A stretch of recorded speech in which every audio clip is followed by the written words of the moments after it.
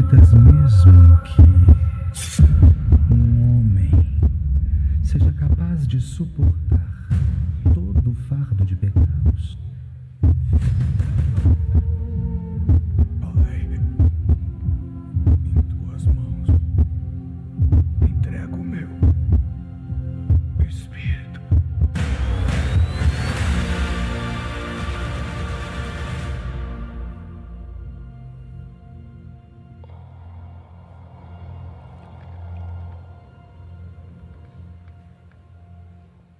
Boa noite, queridos. Que a graça e a paz do Senhor Jesus esteja com todos, amém? Hoje nós estamos aqui para meditar em tudo aquilo que Jesus fez na cruz do Calvário por nós. E eu creio, um chamado de Deus para esse tempo, para essa geração que não tem muito tempo para parar para essas coisas, que não tem levado muito a sério.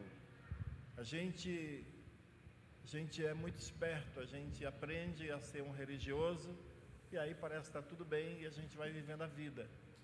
Mas os acontecimentos dessa semana marcou o mundo para sempre. O profeta Isaías, 800 anos antes de Jesus nascer, ele profetizou. Em Isaías 53, ele fala sobre o servo sofredor. Porque aquele que todo Israel esperava como o grande Messias, e ele é, o Messias poderoso que ia tirar governos e estabelecer o governo dele, que era o que o povo esperava, embora ele mesmo disse, o meu reino não é deste mundo, ele fez uma grande revolução espiritual, mudou a humanidade.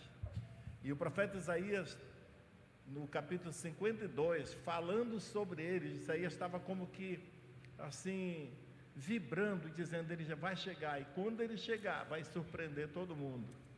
Porque na época que Jesus veio, e viveu, e morreu, havia políticos ruins, havia corrupção, havia religião, havia gente interessada só em si mesma, havia tudo que tem hoje, tinha naquela época também. As pessoas estavam vivendo sua própria vida. E a Bíblia diz que o servo de Deus, o Messias, quando veio, ele confundiu, porque alguns esperavam ele como um rei poderoso, montado num cavalo branco, e ele entrou num jumentinho. Outros não queriam nem saber da hipótese de vir um novo rei. Foi o caso de Herodes, quando soube que tinha nascido um rei, mandou matar todas as crianças daquela idade, para não permitir que um outro rei surgisse. Mas ele foi enviado pelo Senhor, e ele veio para resgatar as almas dos homens, amém? Quem aqui já foi resgatado por Jesus? Amém. Então nós temos que desenvolver, sabe, uma cultura de reverenciar, de parar para pensar, porque nós precisamos disso. Nós, crentes, seres humanos que somos, esquecemos das coisas importantes da vida. E as festas de Israel, as celebrações cristãs, elas servem para chamar a gente de volta. Ei, a vida não é, como diz a juventude, a vida não é um morango, a vida tem responsabilidades, compromissos, a vida tem coisas mais importantes. E eu quero só ler alguns versículos aqui, Isaías 52, versículo 13 em diante, falando desse servo. Ele diz, os reis vão ficar sem palavras, quando eles vão ficar confundidos, porque todo rei costumava vir com um exército poderoso e ganhava ou perdia uma batalha, mas esse aqui veio diferente. Diz assim, o sofrimento e a vitória do servo do Senhor. O Senhor Deus diz, tudo o que meu servo fizer dará certo, e ele será louvado. Isso aqui está falando sobre Jesus, antes dele nascer. E receberá muitas homenagens.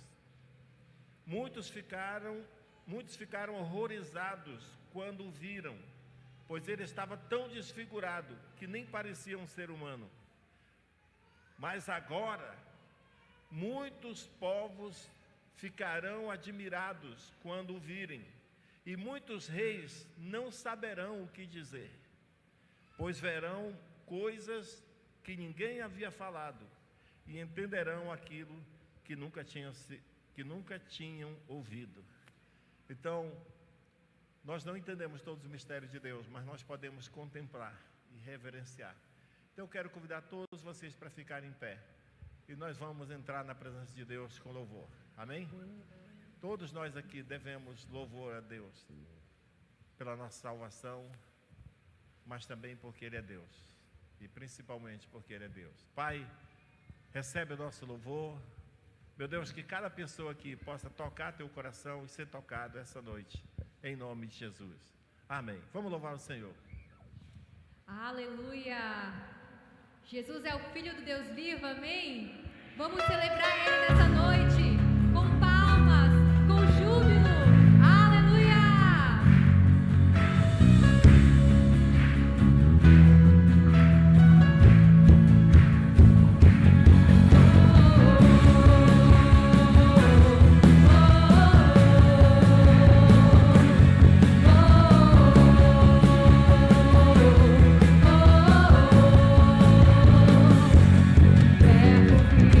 Viveu entre nós.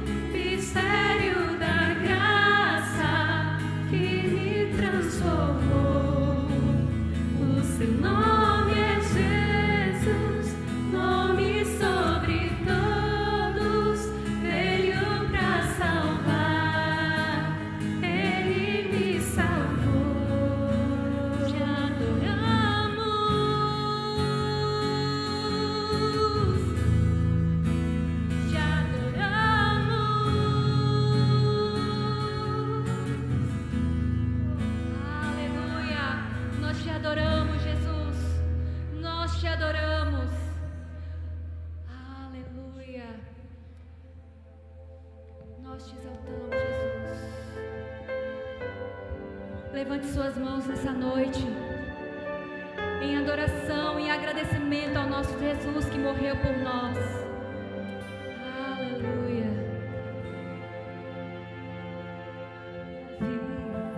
Dolorosa, meu Jesus, os soldados conduziam meu Jesus, mas o povo se juntava para ver aquele que levava a cruz, com seu corpo já ferido e marcado pela dor, a coroa de espinhos viu então, mas ouvia cada passo escravos a ferir-lhe o coração. Pela via dolorosa, ao sofrer terrível dor, como ovelha veio Cristo, Rei Senhor. Mas quanto amor Jesus mostrou, morrendo ali por ti, por mim. Pela via dolorosa ao Calvário, segue enfim.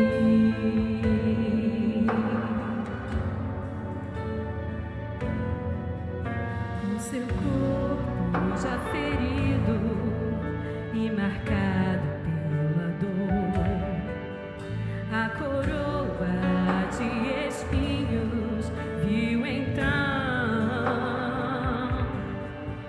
mas ouvia cada passo escravos a ferir-lhe o coração.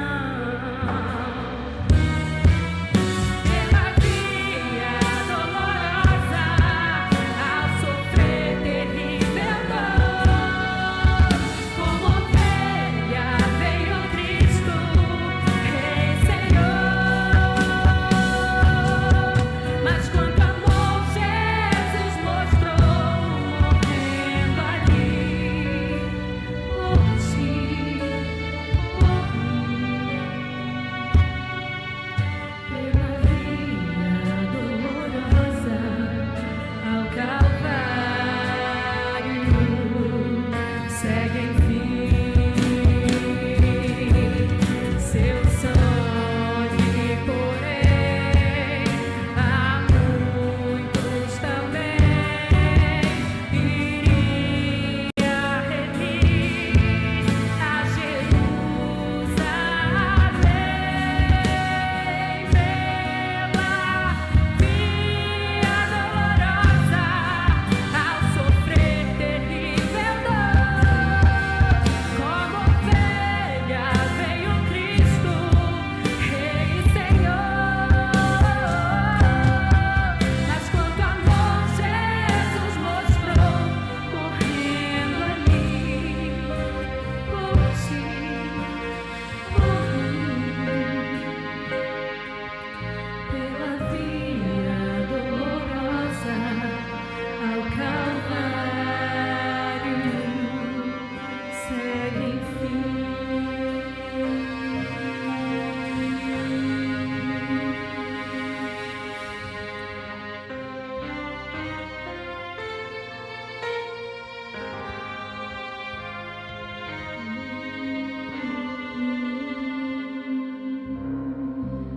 Aleluia.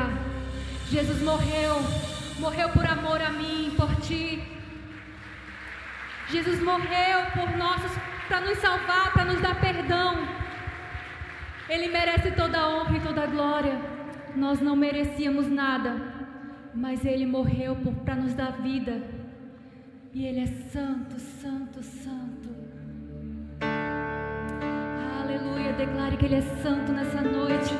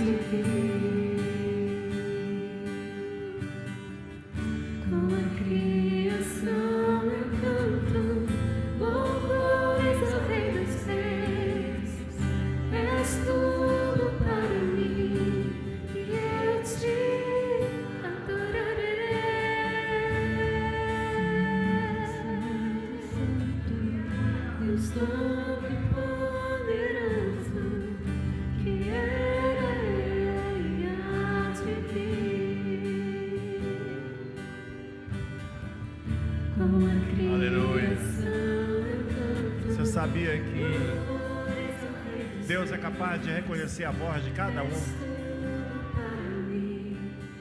Deus espera receber a adoração, o louvor sincero de cada coração, de cada pessoa. Eu creio que hoje nós não viemos buscar o que eu vou falar, mas nós podemos receber sem ter vindo buscar cura, libertação, alegria para o coração entristecido, razão para viver, porque Cristo é a razão da nossa vida. Você sabia que Jesus não é um coitado, um fraco? Ele é o Criador dos céus e da terra. Ele é o Todo-Poderoso. Antes do começo, quando a Bíblia diz que no princípio Deus criou os céus e a terra, Ele já existia. Ele já existia. Ele sempre foi um com o Pai e com o Espírito Santo. Mas Deus organizou um plano para resgatar a raça humana. Esse é o plano que nós estamos falando essa semana. Domingo passado falamos sobre o plano perfeito. Hoje estamos falando, Jesus cumpriu esse plano. O livro de Colossenses menciona um pouco de quando Deus informou a Jesus que Ele viria à terra. A Bíblia diz que Jesus fala assim: preparaste um corpo para mim. Irmãos, Deus moveu o universo, a natureza, porque a natureza é que um homem e uma mulher tendo uma relação pode gerar um filho, mas Deus fez nascer um filho de uma mulher sem ter tido relação com nenhum homem,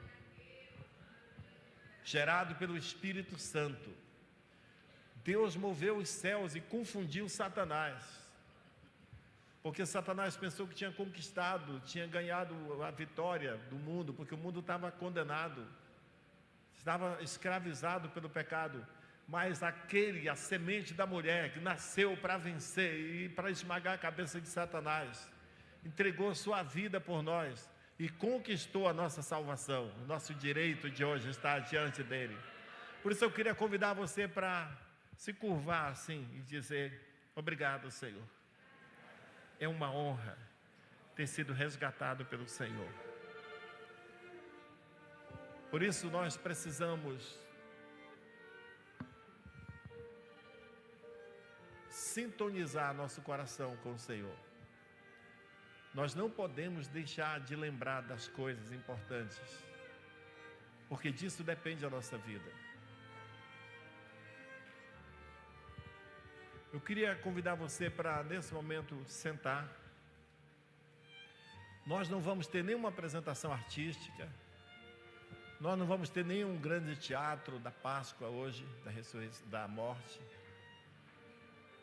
mas nós vamos poder refletir nisso e mergulhar nessa história, a história da redenção.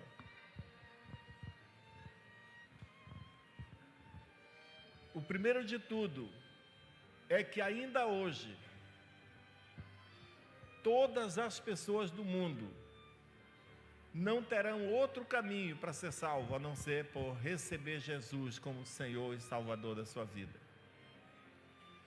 Porque todos pecaram e destituídos estão da glória de Deus. Romanos capítulo 3, versículo 23. Todos pecaram, o mundo estava perdido. Por isso que celebrar hoje a memória da paixão de Cristo, inclusive eu não sei por que os evangélicos não fazem mais isso. Por que nós não fazíamos mais isso? Estou me incluindo. Porque na Santa Ceia, quando Jesus fala do pão e do vinho, e Ele diz: isso aqui é o meu corpo que foi entregue, Ele está falando lá da cruz. Quando Ele diz: isso é meu sangue que foi derramado, Ele está falando lá da cruz. E nos todos os dois elementos, quando Ele fala, Ele diz: façam isso em memória de mim. Ou seja, lembra do que eu fiz por vocês. E até quando tem que fazer? Até que Ele venha, diz a Bíblia. Até que Ele venha. Quando a gente não fica lembrando essas coisas, criando situações que nos fazem lembrar, trazer à memória essas verdades, nós vamos nos adaptando com esse mundo.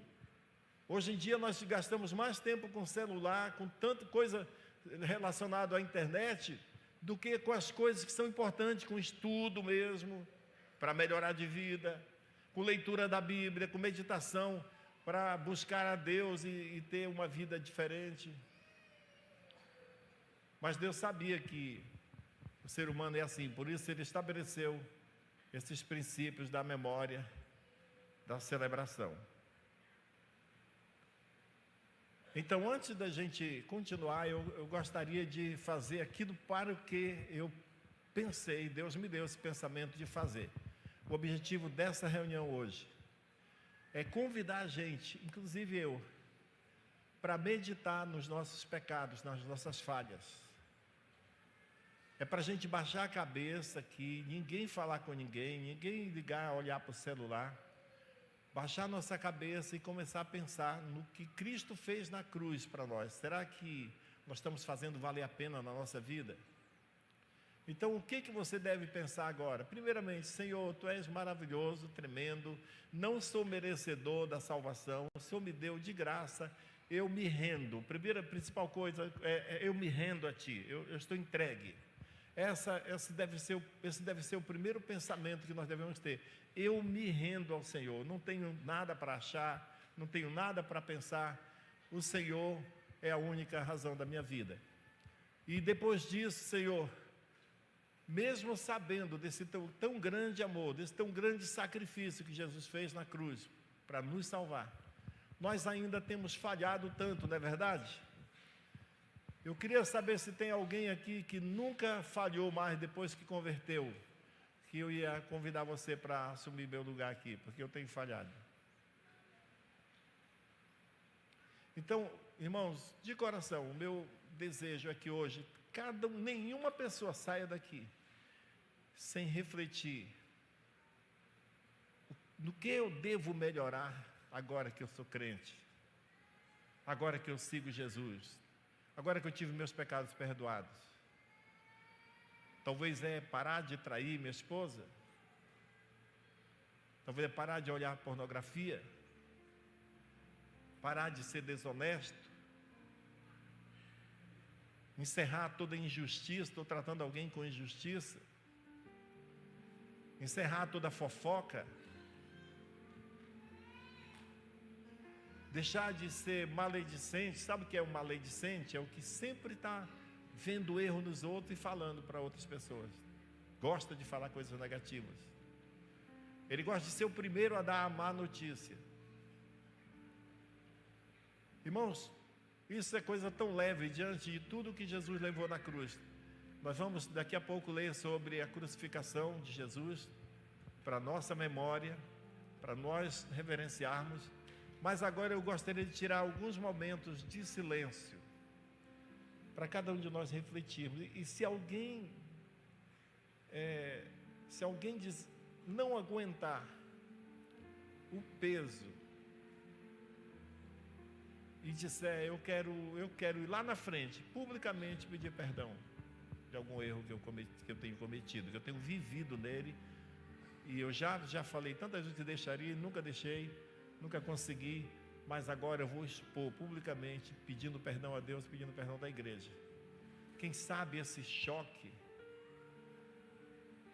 fará você vencer. Quem sabe a sua humildade e quebrantamento trará uma atmosfera de reverência e quebrantamento em toda a igreja. Eu quero começar dizendo sinceramente, pedir perdão para Miriam. Miriam, de verdade, vocês me acham bonzinhos aqui na frente, mas eu não sou bonzinho com a Miriam, como eu deveria ser. Eu sou muito respondão, né, Miriam? Assim, eu não falo com muito carinho, muitas vezes. Nem com pouco, né, às vezes. Assim, de ser grosseiro mesmo, sabe, marido? Eu estou falando de mim. Com a minha sogra, já fiz raiva para minha sogra tantas vezes. E ela é uma mãe para mim. Ela ela faz tudo por nós, é ou não é, Miriam?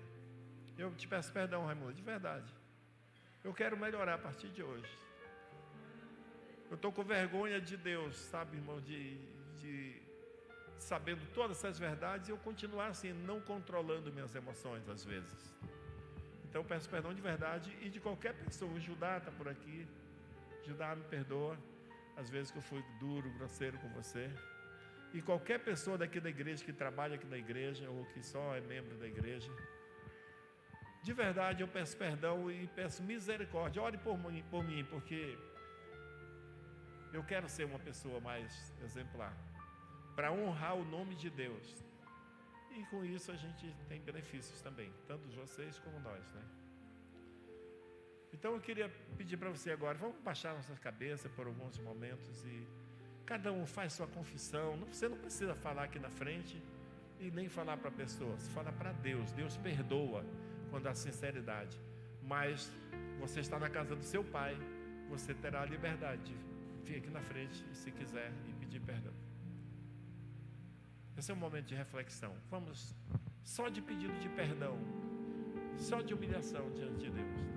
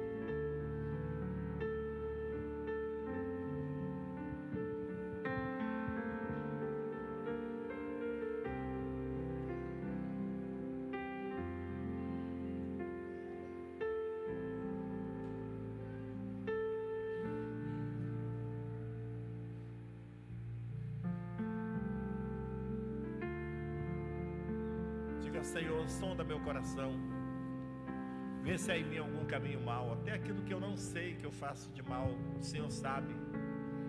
Me dirige, Deus.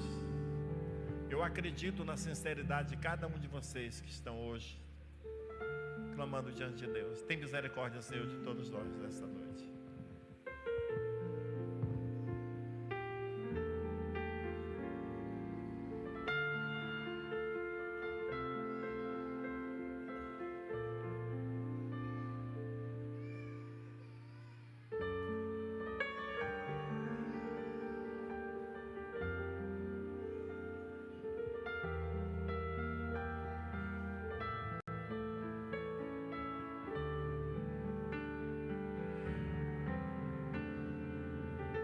Pai, eu te peço, juntamente com os meus irmãos, que a tua bondade possa causar um impacto na nossa vida, que o nosso coração esteja aberto para receber, Deus, a correção do Senhor. Eu oro, meu Deus, cada pessoa que está aqui nesse auditório, nessa noite, e nos outros auditórios, nos campos, Virírói, Alvorada, Caraná, em qualquer outro lugar, que eles possam alcançar, meu Deus, essa graça, esse favor do Senhor, de romper com o pecado, romper com a imoralidade, romper com o coração duro, romper com a desonestidade, mas sobretudo, meu Deus, romper com a falta de temor ao Senhor. Que todos nós possamos, Deus, nos curvar diante de Ti, meu Deus, e dizer que nós somos alvos da graça de Deus, que nós não merecemos o Teu perdão, mas dessa noite nós tomamos posse desse perdão. Diga: Senhor Jesus, nessa noite eu apresentei a Ti os meus pedidos, pedidos de perdão, confissão de pecados. E eu creio que o Senhor ouviu a minha oração, perdoou os meus pecados, e eu recebo agora o teu perdão, em nome de Jesus. Pai, eu oro em nome de Jesus, cada pessoa que está aqui nesse auditório que fez uma oração com pedido de perdão, aqueles que talvez nem lembraram de coisas ruins que fizeram, mas eles estão com o coração aberto para aceitar o teu desafio de mudança.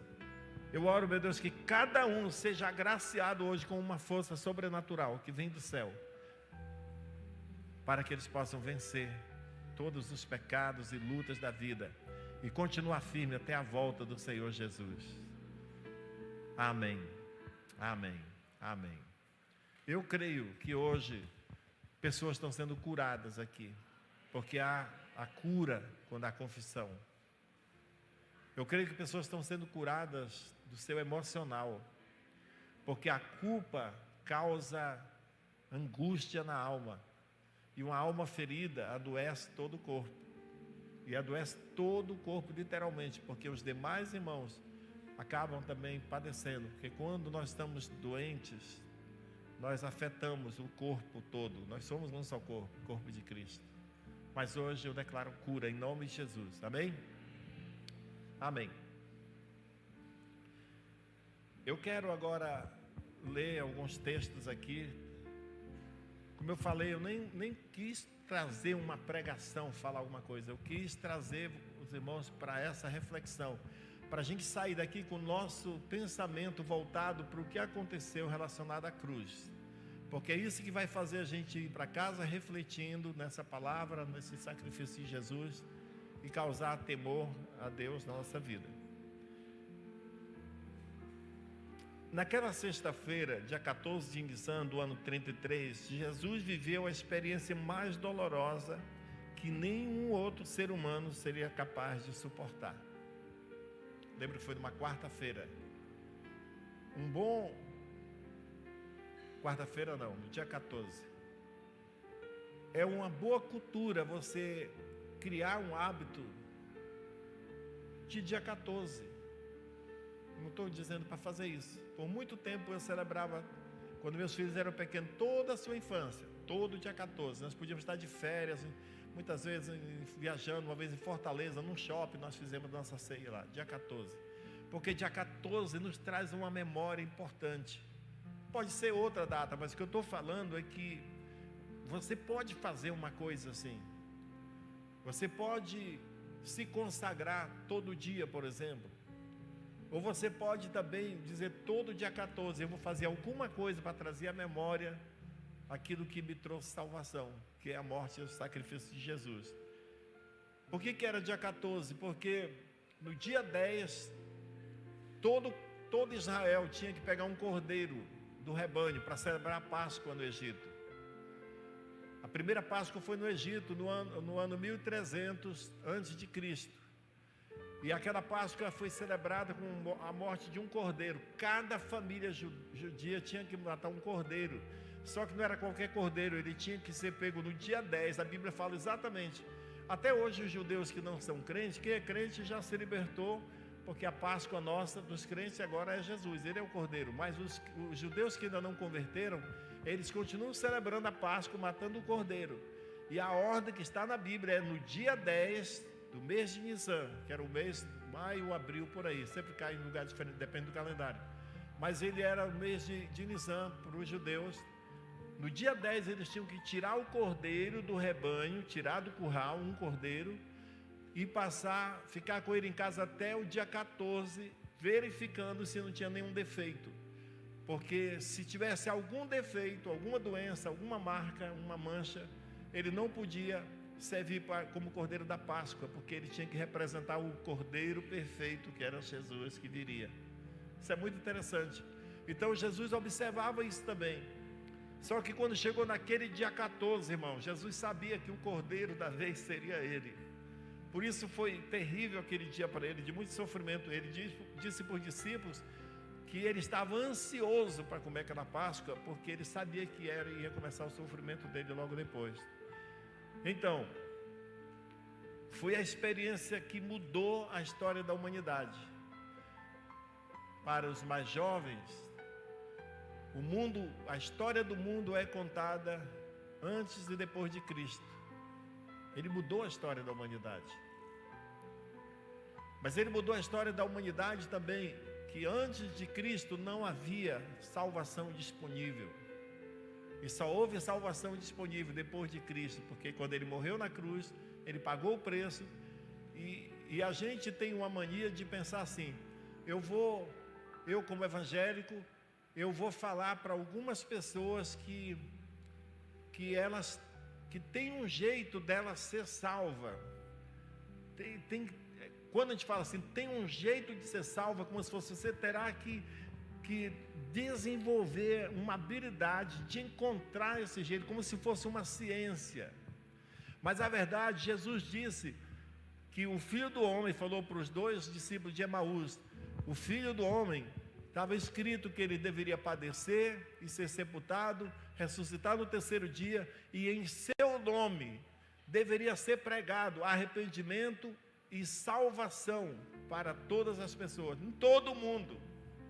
Não para os mais religiosos, não para os mais bonzinhos, mas para todo mundo. Por isso que tem esperança para o seu filho, por isso que tem esperança para você que está aí pensando, eu sou o pior de todos. Para mim tem esperança para todos, desde que se arrependa dos seus pecados e reconheça que a morte de Jesus foi o pagamento pelos seus pecados, e aceitar essa verdade, você é salvo. Isso é muito interessante. No domingo passado nós lemos em Marcos capítulo 14, versículo 26, que diz que Jesus e os seus discípulos, depois de tomarem a ceia, cantaram um hino e saíram para o Monte das Oliveiras, que é onde fica o Getsemane. Eu sempre tive curiosidade desse hino, de saber qual foi esse hino. Será que está na Bíblia? Em que lugar da Bíblia? Ele está em algum lugar. O hino cantado por Jesus depois da ceia. Eles cantaram o hino e foram para o Monte das Oliveiras. Agora eu vou ler a história, porque domingo passado nós falamos até esse ponto deles chegarem no Getsemane, mas hoje eu quero ler esse texto com os irmãos com reverência. Com reverência. Esse texto que está em João capítulo 18, versículo 2 a 6, que fala o que aconteceu a partir daquele momento. Acho que vai estar aí, né? No slide, do João. Diz assim: Judas, primeiro lembra que eu encerrei a leitura agora dizendo que eles cantaram um hino, depois da ceia foram para o Monte das Oliveiras, onde fica o Getsemane. Foi lá nesse Getsemane que Jesus ficou a noite, daquela quinta para sexta-feira. Nós estamos na sexta-feira, então foi para esse lugar que ele foi. Judas, o traidor, conhecia aquele lugar, pois Jesus havia ido ali muitas vezes com seus discípulos. Os sacerdotes principais e os fariseus haviam dado a Judas um pelotão de soldados e alguns guardas. Então eles chegaram ali com tochas, lanternas e armas. Jesus, sabendo perfeitamente tudo o que ia acontecer, foi ao encontro deles e perguntou: a quem vocês estão procurando? A Jesus de Nazaré, responderam. Eu sou. Jesus disse, eu sou. E Judas, o traidor, estava com eles. Quando Jesus disse, eu sou, eles recuaram e caíram para trás na terra. As coisas que estão escritas na Bíblia, todas têm muita importância. Dizer que os soldados romanos, quando Jesus disse, eu sou quem você está procurando, eles recuaram e caíram para trás na terra. Está falando de soldados super experimentados, soldados que eram acostumados a enfrentar guardas de palácios, soldados que eram acostumados a entrar em palácios, enfrentar tropas de elite, e tomar o poder e prender reis e levar para Roma. Eles eram acostumados a isso. Mas o que os fez cair por terra e aí para trás foi o impacto do nome eu sou, porque é o nome de Deus. Sabe, irmãos, quando Jesus falou eu sou, o que aconteceu ali foi um pulso, como que um pulso eletromagnético nuclear, o resultado de uma bomba atômica. Quando uma bomba atômica explode, ela não são pedaços dela que ferem, que matam as pessoas, não. Esse pulso que ela produz, um choque elétrico na atmosfera. A bomba de Hiroshima, ela foi detonada a 400 mil, se eu não me engano, 4 mil quilômetros, ou 400 quilômetros acima do chão. Sabia disso?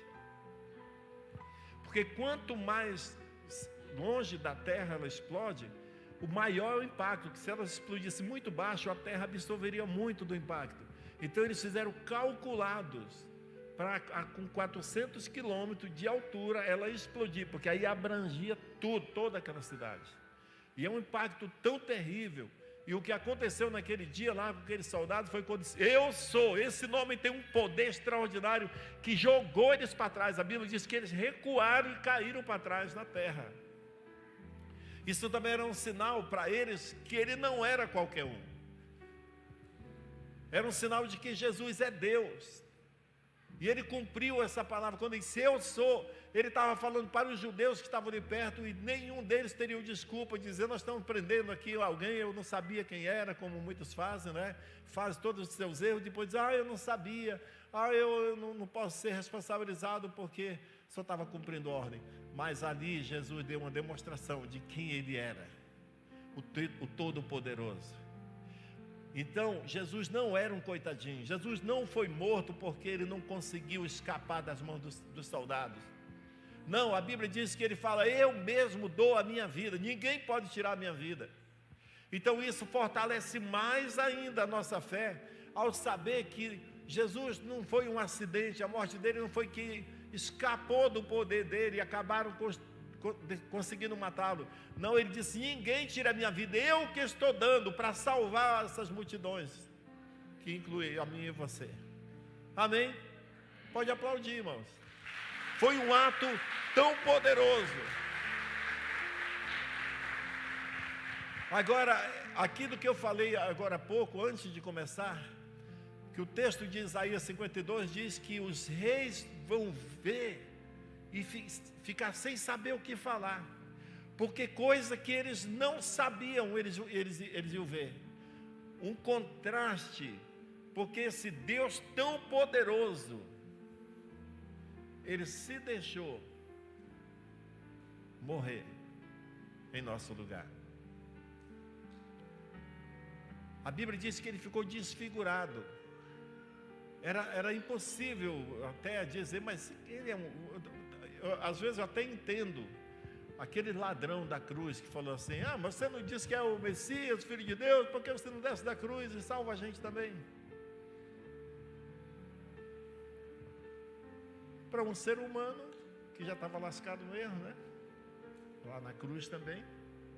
O cara pensou, se ele fosse Deus, ele não estava aí. E se ele é Deus, por que ele não desce e salva a gente? Ele não estou dizendo que ele está certo, estou dizendo que dá até para entender. Isso confundiu os reis. Jesus sempre foi o Criador dos céus e da terra. Tudo que existe no planeta e fora dele.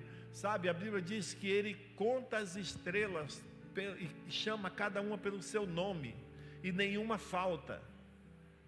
E elas são bilhões e trilhões, ninguém sabe o número das estrelas, mas Deus chama cada uma pelo seu nome, e nenhuma delas deixa de comparecer.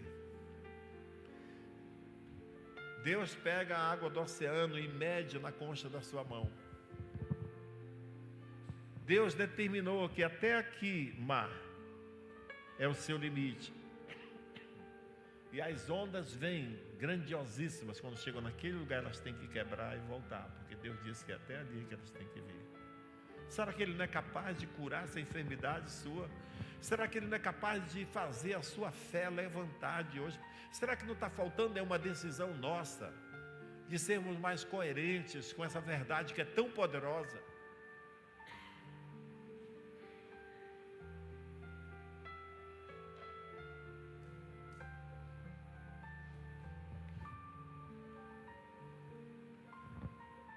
Bíblia diz que Deus é tão grande que Ele se inclina para ver o que passa no universo. O universo para nós é grandiosíssimo, não é?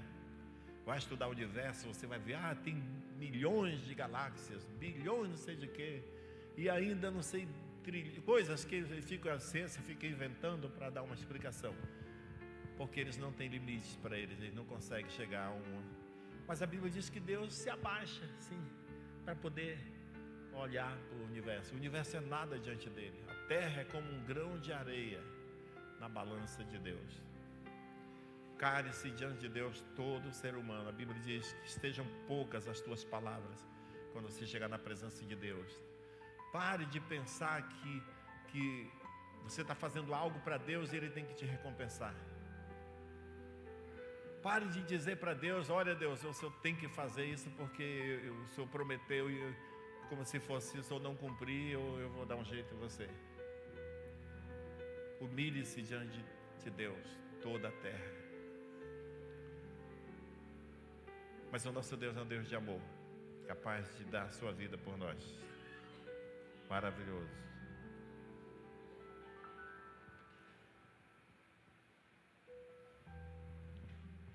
Então vamos ver o que aconteceu naquela sexta-feira. Só numa ordem, mas claro, deixando fora os detalhes. Então, lá ainda no Getsemane, Jesus foi traído por Judas. Lembra que Judas deu um beijo, Judas foi na frente com aqueles guardas que caíram, Judas estava conduzindo eles na frente, para com um beijo trair Jesus, entregar Jesus. Ele tinha recebido 30 moedas para entregar Jesus. Jesus é interrogado por Anás, o ex-sumo sacerdote. Depois Jesus também é condenado por Caifás e pelo Sinédrio. Ele foi condenado pela autoridade romana e pelas autoridades religiosas. É meio louco isso. Os próprios sacerdotes, somos sacerdotes da época, condenaram Jesus. Foram eles que negociaram com Judas as 30 moedas. Jesus é condenado por Caifás e pelo Sinédrio. Pedro nega Jesus 3 vezes. Nesse mesmo episódio da condenação, quando Jesus chegou no Getsemane, Jesus falou, olha, a palavra de Deus diz que eu ferirei o pastor e as ovelhas se dispersarão. Ele estava dizendo, todos vocês vão fugir e me abandonar. Eles entendiam a linguagem dele. E a Bíblia diz que Pedro falou, olha Jesus, todos podem fugir, menos eu. Eu vou ficar contigo até o fim. E Jesus disse para ele, Pedro, ainda esta noite, antes que o galo cante 2 vezes, você me negará 3 vezes. E Pedro disse de novo, aí eu estou pronto para morrer pelo Senhor. Mas irmãos, não é pela nossa força, por isso que nós temos que clamar a Deus, nós temos que depender de Deus, nós temos que nos entregar, nós temos que nos render. Pare de pensar que você dá conta de ser um bom crente, porque você já sabe. Eu lembro, nunca esqueci de um homem que uma vez converteu, e ele estava tendo muitos problemas para resolver, e eu estava assim, um pouco preocupado, porque ele tinha acabado de converter, tinha pouco tempo de convertido, ele era tão dedicado, mas ele estava enfrentando um turbilhão de problemas na vida dele, familiar e de negócios e tal, e eu preocupei com ele, e eu estava dando conselho para ele, bem aqui, sentado, um dia que não tinha culto, durante o dia. Falei para ele, irmão, eu queria que você ficasse muito perto dos irmãos aqui. Se você souber de uma equipe que está indo para fazer missões, se ofereça para ir junto. Se tiver uma aula da escola, vá lá e faça também, só para você ficar junto, se sentir sendo apoiado, porque ele não era daqui de Boa Vista, ele estava vindo para cá naqueles dias. E ele desconfiou que eu estava preocupado com ele desviar, né? Então ele disse, pastor, sou homem de palavra. Falou bem grosso assim. Eu me converti, foi para valer mesmo. Eu disse, eu sei, irmão, mas é porque, você sabe, a vida não é fácil, as lutas e tal, e é importante estar junto. Pastor, eu nunca vou me converter. Quase que ele me deu uma bronca assim. Quer dizer, eu nunca vou me desviar, perdão. Mas ele desviou, infelizmente. Não adianta dar sua palavra e dizer, sabe, eu garanto por mim. Não garante coisa nenhuma. Nós precisamos do maná de Deus todo dia. O povo de Israel estava caminhando com Deus, passou no Mar Vermelho, que Deus abriu, uma coisa milagrosa, poderosa. Eles bebiam água de uma rocha que andava, não sei que rocha era essa.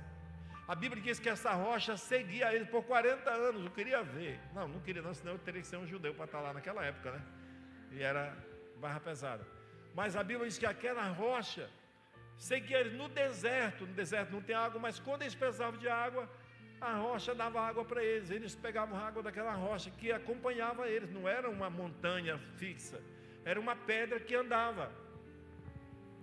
Eu estou mencionando isso para dizer os milagres. Eles pediram, nós estamos cansados de comer o maná, nós queremos carne. Deus mandou codornizes, encheu o acampamento, que eles comeram à vontade.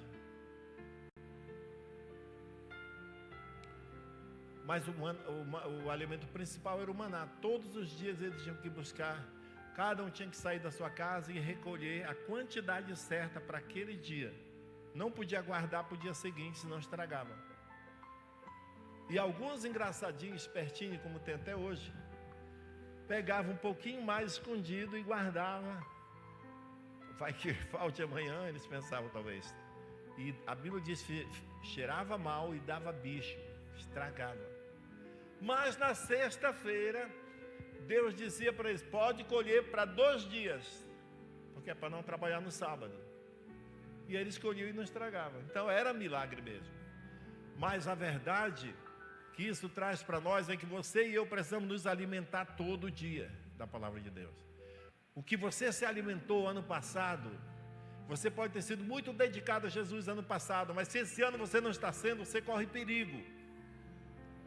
A leitura da palavra de ontem não te sustenta para hoje, amanhã e depois. Todos os dias temos que nos alimentar da palavra. Amém, irmãos? Isso é muito importante. Pedro estava andando com Jesus e mesmo assim negou. No começo do dia, foi naquela noite, ele falou, não, eu posso até morrer pelo Senhor, mas não vou negar. E negou. Mas se arrependeu depois, Jesus foi atrás dele. Se você já negou também, você pode voltar para Deus hoje, Ele te aceita, te recebe, porque Deus é misericordioso, desde que haja arrependimento verdadeiro. Então vou continuar para a gente encerrar por causa do tempo. Jesus é formalmente condenado pelo Sinédrio. Judas comete suicídio. O dinheiro que ele ganhou com a venda do mestre dele de nada adiantou. Cometeu suicídio. O julgamento de Jesus perante Pilatos. Jesus é formalmente sentenciado à morte por Pilatos. Então agora começa aqui esse apanhado de coisas, de informações que deve fazer a gente parar para ouvir com reverência. Diz assim: às 9 horas da manhã, o crucificaram entre 2 ladrões. Que horas que ele foi crucificado? 9 horas da manhã. Ele foi pregado na cruz. Mais ou menos meio-dia, o sol parou de brilhar e uma escuridão cobriu toda a terra até as 3 horas da tarde. Então houve umas trevas naquele dia terríveis lá. Por volta das 3 horas da tarde, Jesus clamou em alta voz: Eli, Eli, lama sabachthani, que quer dizer: Deus meu, por que me desamparaste? Esse é o ponto crucial da crucificação, porque o maior sofrimento de Jesus não eram os cravos nas suas mãos e pés, e nem os espinhos que botaram na cabeça dele uma coroa de espinho e batiu assim para os espinhos entrarem, o sangue escorria. As chicoteadas que ele sofreu, chicotes com pontas de osso e ferro, que eram feitos para massacrar, que arrancava a carne da costa dele, sem camisa, nu, e eles batendo até ele ficar. A Bíblia diz que ele ficou irreconhecível, todo ensanguentado. Mas isso não foi o que causou o espanto nele. Quando ele diz: Pai, se possível, afasta de mim esse cálice, ele estava falando desse momento aqui, quando Deus virou as costas para o Filho. Lembra que eu falei no começo que desde toda a eternidade eles nunca se afastaram um do outro, eles eram eternamente um. Pai, Filho e Espírito Santo eram um só, eles são um só, por toda a eternidade, antes de criarem, lá no Jardim do Éden, naquele dia lá, antes do Jardim do Éden, quando Deus diz que no princípio Deus criou os céus e a terra era sem forma e vazia, havia trevas sobre a face do abismo, o Espírito de Deus se movia sobre a face das águas, então disse Deus, haja luz, ele estava começando a criação ali, antes disso, por toda a eternidade, eles eram um só, mas agora, por causa dos nossos pecados, ele foi afastado, ele foi arrancado da Trindade. Deus virou as costas, sabe por quê, irmãos? Porque Deus não compactua com o pecado. Deus não pode ter comunhão com o pecado.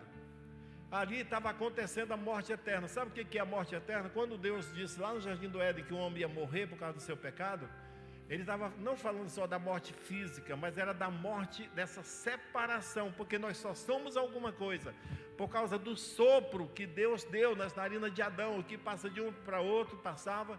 Só que agora, quando Adão pecou, Deus retirou isso, Deus quebrou, deixou a gente.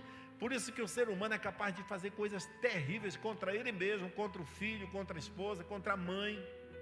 Pessoas que matam a mãe, o pai, pessoas que fazem coisas terríveis. É natural do ser humano sem Deus.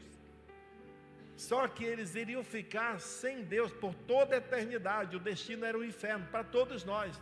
O que impediu, o que pôs uma parada nessa trajetória para o inferno por toda a eternidade, onde não teria mais volta, foi quando Jesus disse: eu vou sofrer essa morte no lugar deles.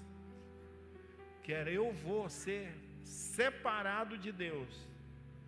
Porque quando os pecados de todo mundo foi tirado, os pecados do irmão Roque, foi tirado dele e colocado na conta de Jesus, Jesus deixou de ser santo naquela hora, para Deus. A Bíblia diz que ele se tornou o próprio pecado, porque aquele que nunca conheceu o pecado, Deus o fez pecado por nós. Irmãos, isso é muito grave. Ele não só levou nas costas o nosso pecado, a Bíblia diz que Jesus se tornou o próprio pecado, para que nós pudéssemos ser justiça de Deus. Falando em linguagem mais simples, aquele que não tinha nenhuma culpa, pegou toda a nossa culpa. Então o que sobrou para nós? Santidade, ausência de culpa, porque ele deu para nós o que ele era e pegou o que nós éramos. Foi isso que fez a salvação. Foi por isso que nós alcançamos a salvação de volta.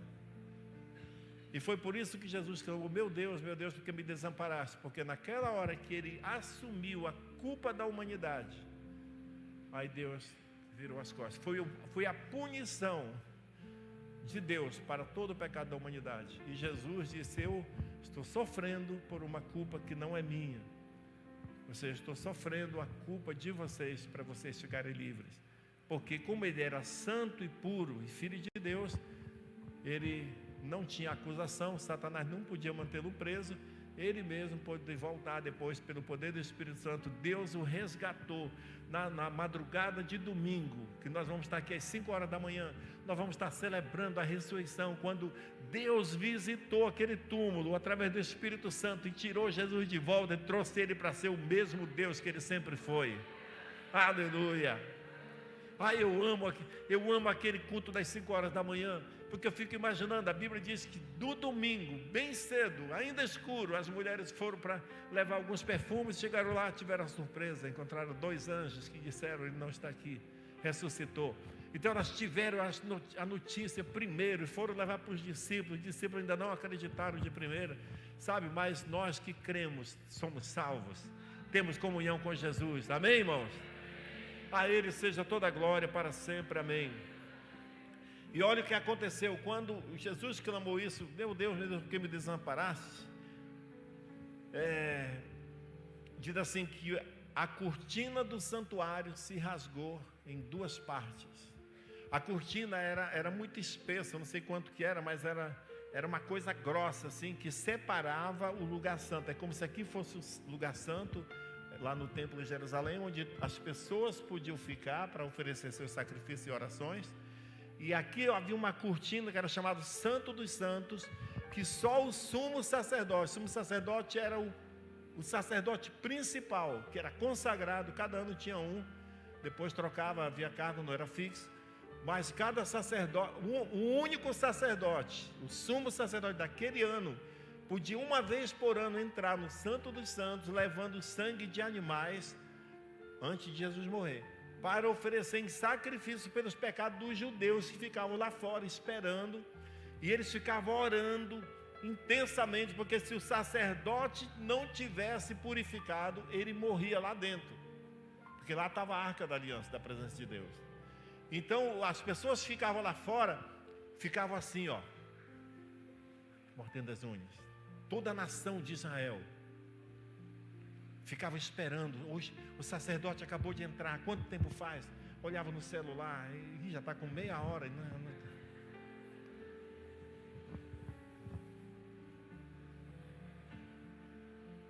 Ficava mais ou menos igual o Lucinaldo está ali assim.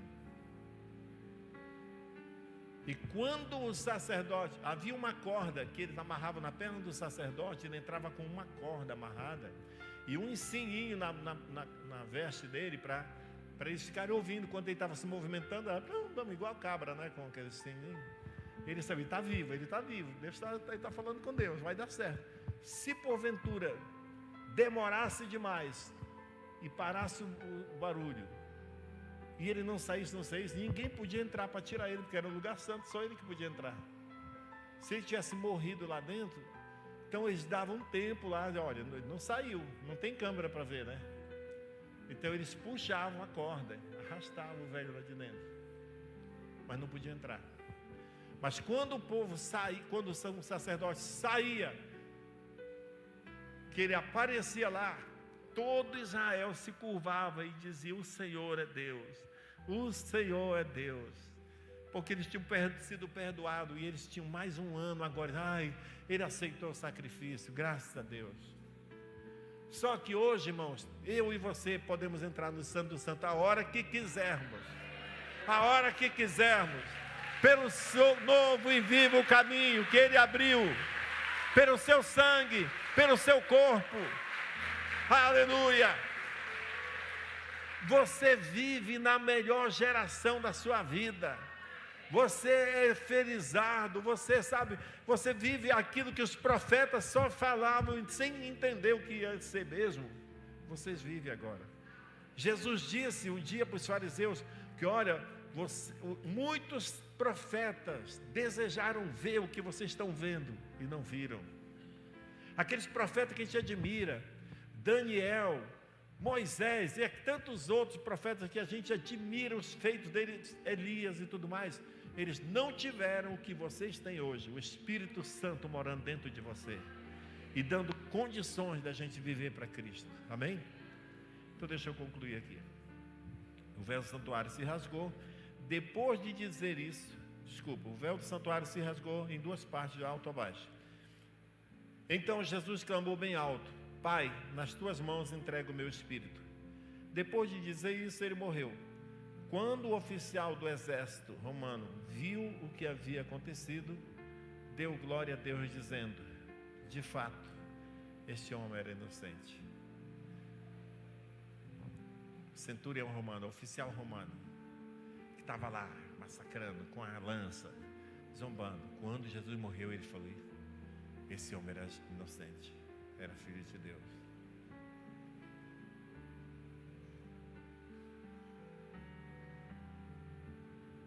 Pela via dolorosa em Jerusalém. Você não sabe? Então vamos cantar outro. Rude cruz se erigiu, dela um dia fugiu. Bora ficar em pé? De vergonha. Eu quero que vocês cantem. Eu não quero o ministério de louvor aqui não, porque nós vamos cantar para Deus na raça.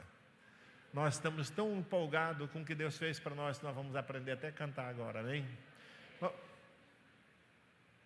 Vamos, começa de novo, por favor.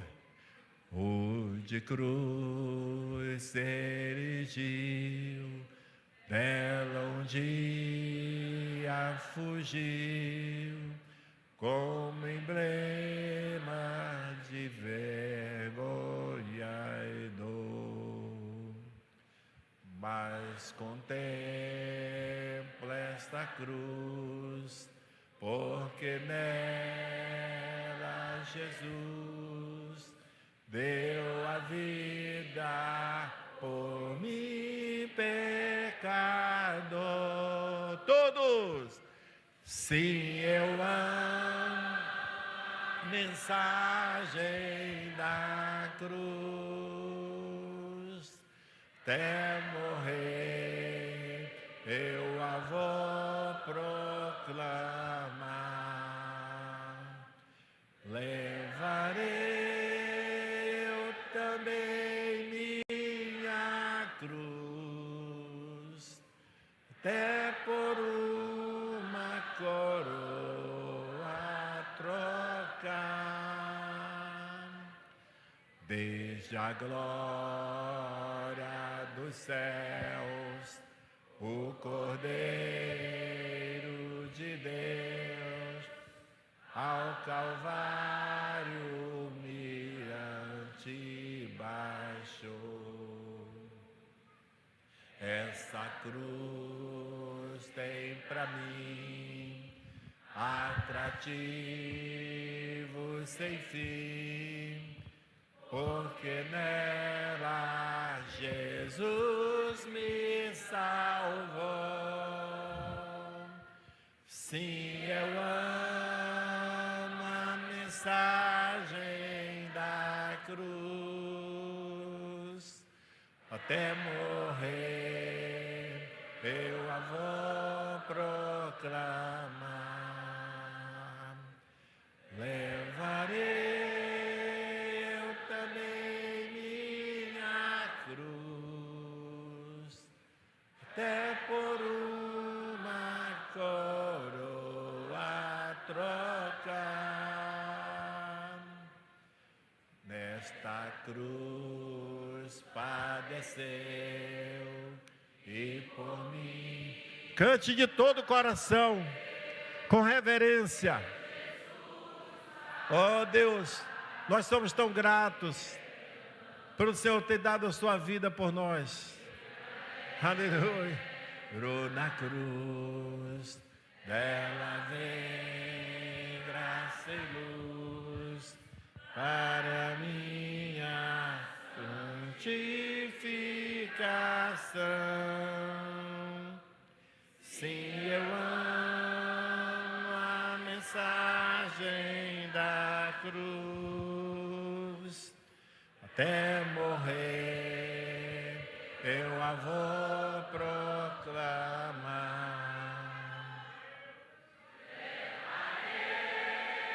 Eu também minha cruz, até por uma coroa trocar.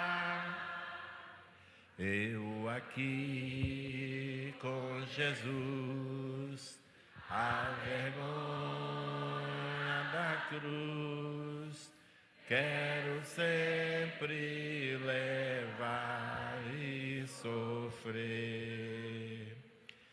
Cristo vem me buscar e com Ele no lar uma parte da glória de ter.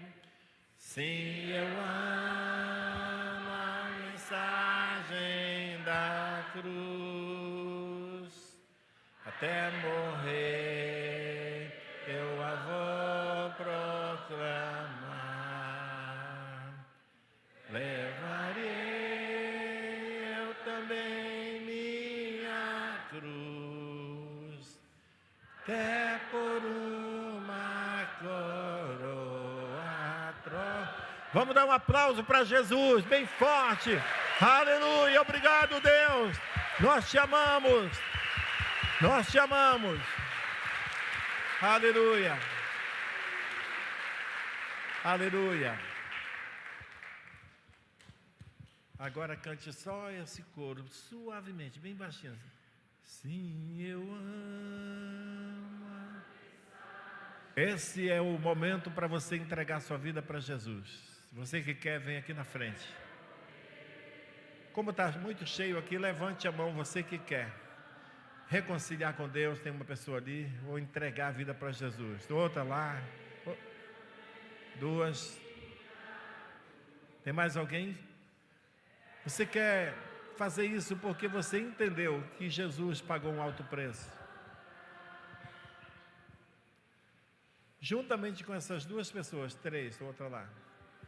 Juntamente com essas pessoas, eu vou pedir que toda a igreja levante a sua mão e repete essa oração em solidariedade a eles, para dizer com isso: eu estou junto com vocês, nós vamos ajudar vocês que estão decidindo pela nova vida agora. Diga assim: Senhor Jesus, de todo o meu coração, eu entrego a minha vida a Ti. Eu reconheço que de mim mesmo eu não posso ser bom e nem ser salvo, mas pela Tua graça, pelo Teu grande amor, que Te levou para a cruz, o Senhor pagou um alto preço por mim, e eu recebo agora o presente da salvação. Eu declaro que Jesus Cristo é o meu Senhor, é o meu Salvador. Tu és o dono da minha vida, a partir de hoje e para sempre. Amém. Amém. Dê um aplauso para todos que se converteram hoje. Aleluia.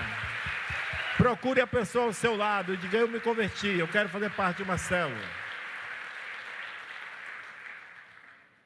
Jesus foi sepultado antes do pôr do sol daquela sexta-feira, no túmulo cedido por José de Arimateia. Vamos já encerrar. Durante todo o sábado, Jesus permaneceu no túmulo, sepultado. Seu túmulo foi atentamente vigiado por um destacamento da guarda romana.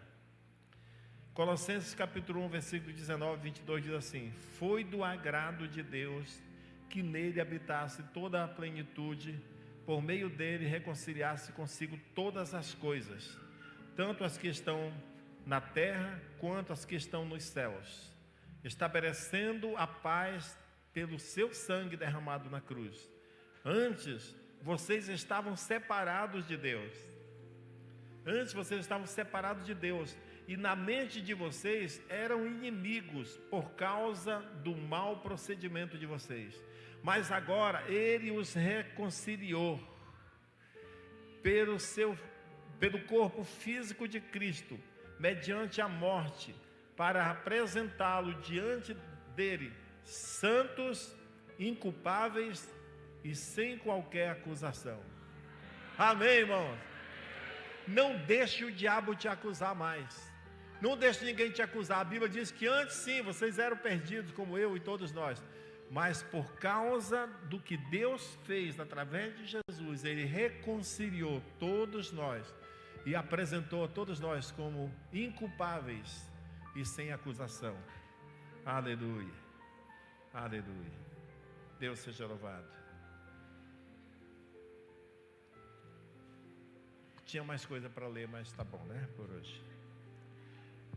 Agora, pois, já não há nenhuma condenação para que estão em Cristo Jesus. Romanos capítulo 8, versículo 1 e 2. Está aí? Vamos ler juntos? 1, 2, 3.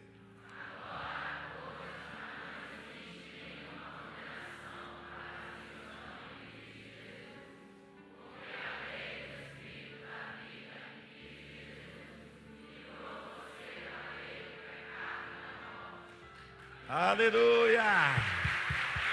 Aleluia!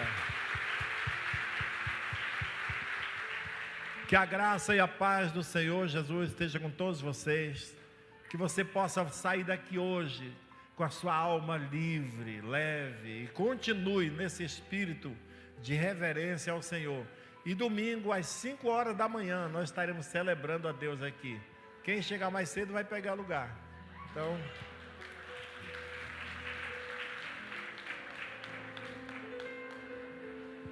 aleluia. Deus abençoe. Estamos encerrados. Obrigado por terem vindo, que me senti muito abençoado por vocês, pela sua presença aqui.